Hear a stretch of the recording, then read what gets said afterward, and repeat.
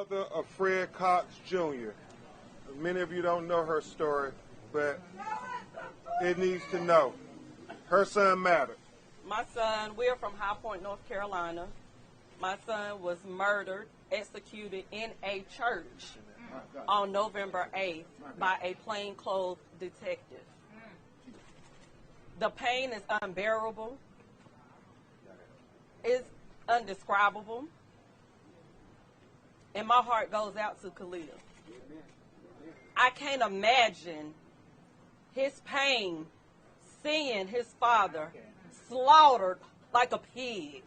They killed him. He is a murderer. They're trying to make it common to kill, for the cops to kill people of our skin tone.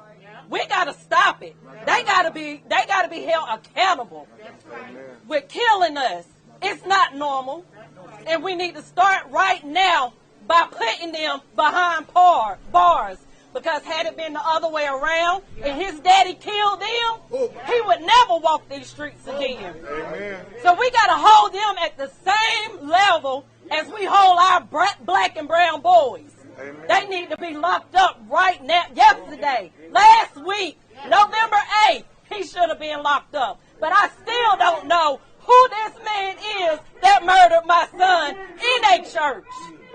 Justice for your daddy, baby. I stand it with you 100%. Say his name, Fred Cox. Fred Cox. Say his name, Andrew Brown. Andrew Brown. Say his name, Fred Cox. Fred Cox. Say his name, Andrew Brown. Andrew Brown. Okay. As a young black man, a simple car trip turns wrong quicker than right. Seatbelt tight, not even a harmful thought embodied. Hardly rushing cause sirens hollow, intent-sighted, intense silence. When incidents like this occur, there's a big chunk of our fellow citizenry that feels as if, because of the color of their skin, they are not being treated the same. And that hurts. Learn to ignore the pain, restraint before the torture came. Novocaine, poised, play positions that dodge the drips during pouring rain. Picture angry coppers with warrants came, ready for war and pain. Just ran up on the wrong guy, out enjoying things. A poised son with a toy gun, the boy's young. Neighbors call, the boys come. Skittles and Sprite lay in the boy's blood. Sure wasn't what they had to think that it sure was. People with feelings pour love. Hey y'all, hey, and welcome to Drawing Conclusions with me, Christina B. So I'm up late now reshooting this video because when I went to finish editing, the audio was gone for like the last 10-15 minutes, and I don't know what happened to it. I ain't the most tech savvy person, and I've been coming into a lot of challenges with this recording and editing thing, trying to get these YouTube videos out, but yeah, we rally on. So I'm up now, re-recording and trying not to make the same mistake again.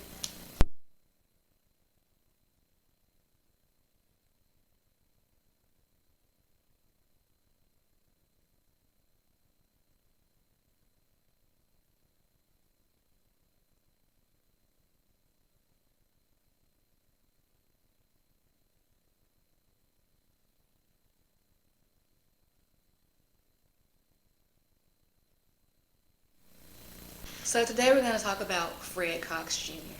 The first time I heard about this case was in Elizabeth City when I went down there to march for Andrew Brown. His mother was actually at the rally that I went to, and the video of her speaking earlier was at that rally in Elizabeth City. And that's when I first heard about her son and her case. And as we get into it, you'll see he was killed in High Point, North Carolina, which is like 4 or 5 hours from Elizabeth City, about 15-20 minutes from Greensboro, North Carolina, where I went to college. So, you know, North Carolina, well, this area is not that big, so, yeah. But yeah,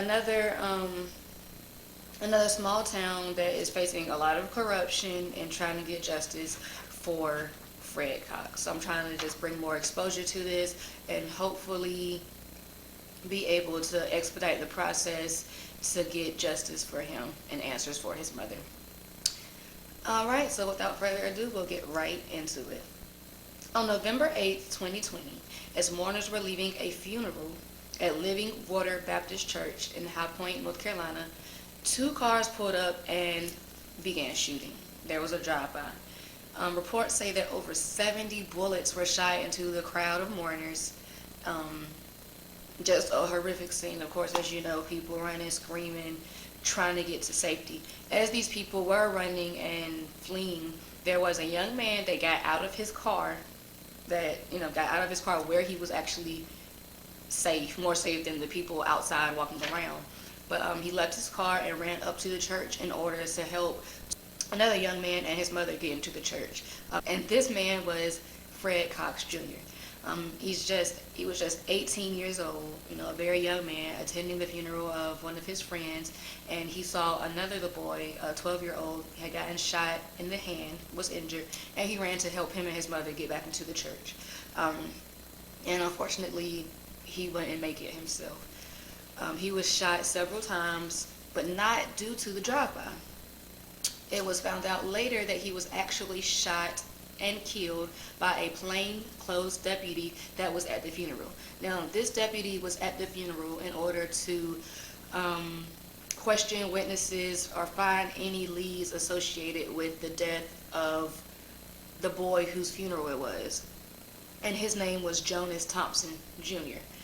He was killed, and they didn't have any leads, any suspects, anything like that. So the family asked this deputy to come to the funeral in order to make some leeway on the case. And in the midst of that, as I said, the ongoers were leaving the church. A drive-by happened. This deputy claims or alleges that he saw Fred Cox with a gun. So he pursued him and fired shots. Following the shooting, a preliminary investigation was conducted by the SBI, the State Bureau of Investigation, in January. And that report revealed that, as I said, a plainclothes Davidson County deputy opened fire following the drive-by when he came in contact with Fred Cox, who he alleges had a gun. The family, witnesses, and the lawyers for Fred Cox family are Ben Crump, who also represents Andrew Brown and represented George Floyd's family, and another attorney named Alan Rogers, and they said that this was a false narrative. They said Fred was sitting in his car, and once the shooting began, he left his vehicle in order to help ongoers get into the church. Quote, Fred opened the door to allow this young man and his mother to go inside the church. That officer shot him 5 times in the back, Rogers said. Now, this young boy, he was a 12-year-old, his name has not been released because he is a minor. This boy and his mother, who were direct witnesses of Fred, said that they never saw a gun. The mother said that with one hand he came and opened the door, and with the other hand he was ushering them into the church because he saw that the boy was injured. Now, both of his hands were, free and open, could be seen, and neither one had a handgun in them. Direct contradiction to what the officer said that he saw. Though Fred was the only person killed in all of this chaos, there were several other people that were injured, though they did have non-life-threatening injuries. The police officer was placed on administrative leave. Paid administrative leave. Paid. Right. And it stated that his identity is not going to be released in order to protect him. So in order to protect a murderer from what, I don't know, he's the one going around killing folks, but in order to protect a murderer, his identity is not going to be released. And not only are they refusing to release his identity, but it took 10 days after Fred was killed for his mother to even find out that he was killed by a police officer. She thought that he had just been shot by one of the stray bullets from the drive-by, because there were over 70 bullet shots. So, of course, most people were just like, tragic, some kind of tragic whatever. He was just shot accidentally. Well, not accidentally, because they were clearly trying to shoot people. But, in him helping other people, he was just shot in all this melee and whatnot, and that's what happened. He's a hero. But no. Instead, he was shot by a police officer that was there at the church. Now, all the witnesses say that there are two cars that drove up. They gave descriptions and all of that. The officer did not go towards the parking lot, did not go towards the cars in order to pursue the people shooting. He ran towards the church, which to me doesn't make sense. I don't know what his train of thought was. I don't know, exactly what was occurring at the scene, but if it's clear that there's a drive-by shooting and there's two cars that pull up, I don't know why you would run in the opposite direction to the church where people are running away and assume that somebody over here is shooting. It didn't make sense to me, but this is what the man said. The identity of the officer couldn't be revealed and no charges could be called because an autopsy had to be done. So we had to wait. So an autopsy was done and it showed that Fred was shot multiple times in the back. It also showed that he had no gunshot residue on his hands, which means that he had not fired a gun at the time of his death. It showed also that he didn't have any drugs or alcohol in his system. The autopsy showed that his wounds consisted of gunshots in the right upper neck, the right shoulder, the left upper back, and the left thigh above the knee, which resulted in significant internal injuries that involved his rib cage, left lung, and upper spine. The North Carolina medical examiner, after completing the autopsy, did indeed rule his death as a homicide. They ruled his death as a homicide, and still there was pushback on bringing charges on this officer. So once the autopsy findings came out in March, and then the investigation began in January. The autopsy findings came out in March, and the FBI compiled all of the information that they had from the investigation. They took it and they gave it to the DEA. They decided not to release the investigation publicly. They gave it to the DEA for review, and the DEA. Yeah, I'm sorry, it's late, I'm tired. They gave it to the DA, the district attorney, and the DA will review everything that the FBI found as well as the autopsy, and they will decide if any charges will be put on the officer, and if so, what exactly those charges will be. But keep in mind, the medical examiner did rule his death a homicide. So, pending investigation, pending review, if the officer is, if they deem that the officer should be charged, which he should be charged with murder. Also, in regards to the actual drive-by, the High Point Police Department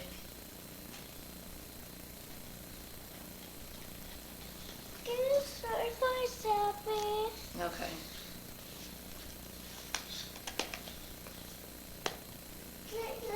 Good night. I love you. That was my baby. Bye-bye, boo-boo. Love you. Okay. And also, in regards to the High Point Police Department, that's not what I was saying. In regards to the drive-by shooting that occurred during the funeral, the High Point Police Department does not have any leads in that case either. They don't have any suspects, don't have anything. The description of the vehicles has been released, and they did give a number for Crime Watch that I'll put below if you have any information to help them in that investigation. Also in the investigation of Jonas Thompson, I believe his name was. Yeah, in Jonas Thompson Jr.'s case, the young man whose funeral that Fred Cox was attending, they need help in solving that case as well. And that's pretty much where we're at. It's frustrating, just like the Andrew Brown case, because we can't do anything or go any further until these, until the city, the county, these figures actually do what they're supposed to do. And it's sad that we as people are fighting for them to just simply do what's right. You know, like his mother said, if he had killed someone, he would have been arrested, prosecuted, convicted. And it wouldn't be an issue. Why is there so much pushback as if the police can't do any wrong? He was wrong. His death was ruled a murder, and this is the person that murdered him. And not only are they covering up a murder, they're keeping this man's name from the public, like, why does he deserve protection? His job is to protect and serve, and he killed a child. I mean, they say that 18 is, he's legally an adult. As somebody that has children, 18 is a child. He's a teenager. And there's no reason why that young man should not be here today. There's just absolutely no reason. If you enjoyed talking to me this evening, please like, share, subscribe. If you didn't, then you can hit the dislike button. You can comment, talk shit, what have you. I would just love to have some feedback. I would love to have you, interact with me. Thanks for joining me. I hope to see you soon. Good night. When signals flash, agents click. Will I make it out of this? The panic is only frantic because to be a young black man, I don't know if this is my last ride, that last time I actually got to say goodbye. My skin made me a pure thug, skill connoisseur of drugs. They assume and they judge. There's truly a grudge. Come out defending things that don't matter. Knew that they was. Hard times create leaders. The black bass can break speakers. Candid moments create theater for hate seekers. They see us and wanna be us. They brutish, we Caesars. The world reacted. Allegiance of the children of Jesus. This time the people had to rise. They were killing the leaders. While the wolves were wearing sheep clothes, living in leisure. The back, forth and forth make me think of Aaliyah. Think of my daughter, I think of Malia. Mold my boys into men. I'm uniquely a teacher. African Americans are 30% more likely than whites to be pulled over. After being pulled over, African Americans and Hispanics are 3 times more likely to be searched. Last year, African Americans were shot by police at more than twice the rate of whites.